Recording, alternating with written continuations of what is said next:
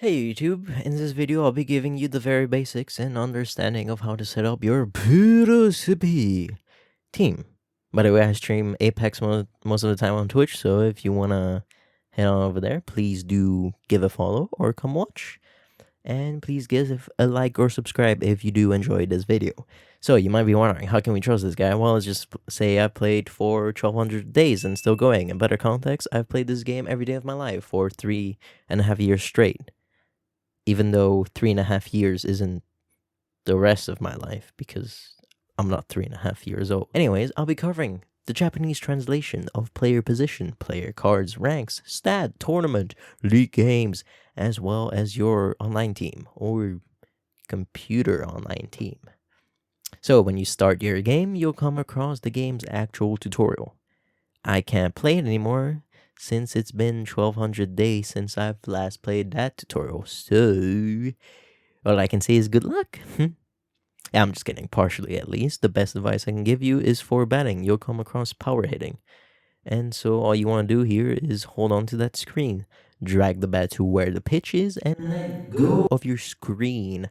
Like the crush in your school that you'll never actually end up with. Just let go of it. Let go. You also come across contact hitting or zone hitting. This is much easier because all you have to do is tippy tap your screen. Tippy tap when you want to swing. I call it hacks, but it's just a tippy tap, okay? Anyways, for pitching, you select your pitch, drag the pitch to where you want it to be located, and only let go of your screen when that's actually where you want it to be thrown. Yeah, it's pretty logical. Also, there will be a large circle, and when that large circle reaches the small circle, you tap your screen again because this will determine the actual accuracy of that pitch.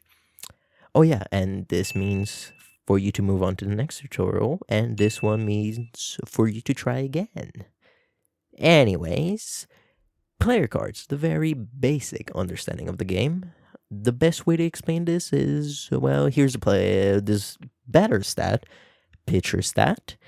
Just like a tier list, S is for best and D is for trash. This is their position. This means contact, this is power, and this is speed. As for the pitcher, this is effect or breaking stat, but it's more complicated than that. This is control, and this is stamina. Sorry. And this one is spirit. Unlike the skill stats, if your overall spirit being batter or pitcher is much higher than the opponent's spirit you play, well, depending on the scenario, you can crush their player stats and give you a better chance of winning. Essentially, if your spirit or that player spirit you're playing with has 4,000 spirit and your opponent has 2,000, you will most likely crush their skill stat, affecting their play style. Which, is just kind of logical, but you get what I mean. So cool. So the higher the overall team spirit, the more likely the computer will give you a higher chance of scoring runs or shutting down the opponent's batters. Makes sense? Of course it does. Now, remember that part when I said this is their position? So this is the player's primary position in which you will place them. So here's a table for you with all the positions translated from Japanese to English. You're very welcome. And to make it easier, this is how I switch players for the position I want from the extra players I have. It's kind of like FIFA, you've got extra cards, you can use them. So I would just follow this and try to get the players in their primary position. If not, they will play like a bronze Apex player who was only allowed to play with a P2020, not even a hammer point.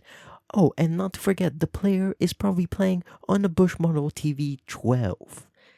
So, you get why this is important now? Yeah, it's because they'll probably play bad, and also it affects their spirits. Yeah, that's right. It's quite sad. So, what I'm saying is try not to play players out of their position. If you don't have the player in that position, well, just sad. Just sad. You're going to have to play catcher at left outfield. It's just how it is. Now, something that also happens when you're a low level is that players have costs. They actually have costs, which I totally forget because I've played so much, cost doesn't even exist. Now, the higher the tier rank, the higher the cost. And you've got a limit right here, and here's the cost of the player on the card. You might struggle with this for a bit, but once you've played it for, let's just say, 1200 days, cost won't even matter. Anyways, once you've got the players in their position, you just head over here. This is season games. This is weekly tournament or challenge. This is something I'll cover next time, and these are friendlies. To play friendlies, you need friends, so you'll never play. Anyways, before the game starts, I would just recommend clicking this box to choose whether you want to play the scenario and press the scenario speed times 3. Wow, you're welcome. The green box means you want to play the scenario. So for the season games, you'll be playing 38 games to qualify for the quarter, semi, and finals. A normal season costs you 20 stamina, in which 20 stamina takes 1 hour to recover. You'll gain 100 stamina when you level up, or you could use 1 gem to gain 20 stamina. But I would highly suggest keeping these gems as they become very important later on. Once you reach the quarter and semifinals, you'll play against a team, and it will be best out of 3, in which one of the games costs you 25 stamina. If you lose one of the best 3 qualifying series, you lose the season and won't receive your reward. So when you come to the finals, it's best out of 7 and blah blah blah. You win, you get your reward, everyone's happy. Bam bam bam. As for the tournament games or challenge, as I said, you get a reward 1 of 3. Now each game, just like a normal season, costs you 20. And once you win, blah blah rewards, cool, okay. Also, these are power-ups. If you play well after each game, you gain extra abilities. That's so cool. So this is plus 3000 overall team spirit. This is plus 10 contact on all batters. This is plus 10 power on all batters. And plus 1 breaking on all pitchers. However, to play this tournament, there are different requirements in which they change weekly, hence why I called it a challenge. This requirement is your team will only be allowed with players rank A or lower, which shouldn't be a problem for you because, well, you probably don't have anything higher than A right now. Your team should have players from all 12 teams in the NPB. This one, which I never play, is your team can only be players from one NPB team. And finally, this one is your team cost can exceed 370, which shouldn't be a problem either because, like I said, you probably don't have players high enough for that. So, for the 12 teams thing, here's how I check my overall team. Just to make it easier for you, you have this many players and etc. And finally, for the online team, this is where the computer plays for you. It's just like if you were the team manager, they play and you just arrange which players play and etc. I've said etc. again, haven't I? Cool. If you reach the red section by the end of the week, you go up the ranks.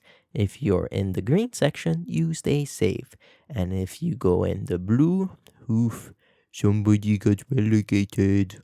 So you just want to set it up because, well, free rewards, you know?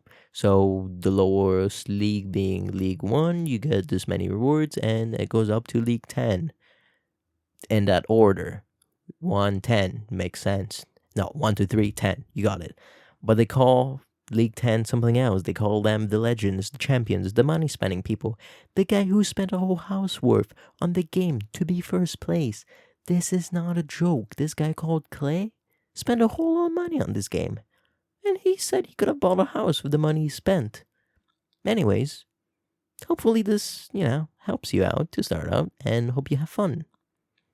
By the way, if you need help or want to watch some Apex, come to my Twitch. I'm live a lot of the time. Thanks. Peace out. Ciao, ciao. Adios. Sayonara. Hasta la vista. It's the end of the video.